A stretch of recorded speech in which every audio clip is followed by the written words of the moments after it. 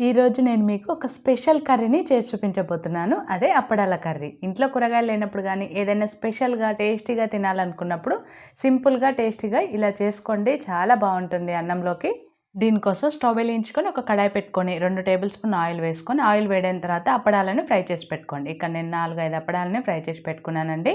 ఇప్పుడు అదే ఆయిల్‌లోకి పోపు దినుసులు, కరివేపాకు వేసుకొని ఫ్రై అయిన తర్వాత కట్ చేసుకున్న ఉల్లిగడ్డ ముక్కలు, పొట్టు తీసిన వెల్లుల్లి వేసుకొని ఉల్లిగడ్డ ముక్కలు ఇలా సాఫ్ట్‌గా ఫ్రై అయిపోయిన తర్వాత ఇందులోకే ఉప్పు, కారం, ధనియాల పొడి, పసుపు కూడా వేసుకొని లో ఫ్లేమ్‌లో పెట్టుకొని ఒక్క నిమిషం ఫ్రై చేసుకోండి. ఇప్పుడు ఇందులోకి చిన్న నిమ్మకాయ సైజు కంటే తక్కువ చింతపండు రసం, వాటరు, మెంతులు, బెల్లం వేసుకొని కలుపుకొని ఈ విధంగా మరుగుతూ ఉన్నప్పుడు ఇందులోకి అప్పడాలని కట్ చేసుకొని వేసుకొని అంతా కలుపుకొని ఇది దగ్గర అయ్యేంత వరకే చేసుకోవాలి.